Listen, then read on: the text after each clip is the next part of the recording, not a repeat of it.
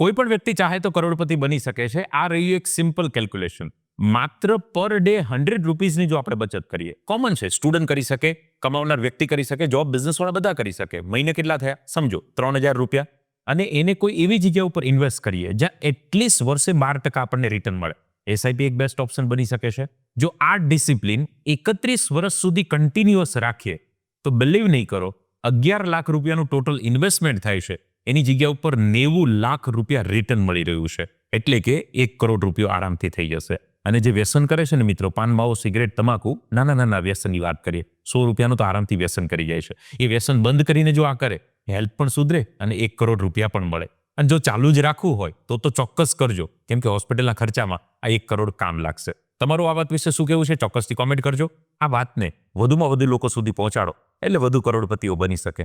વિચાર જેવું કરજો.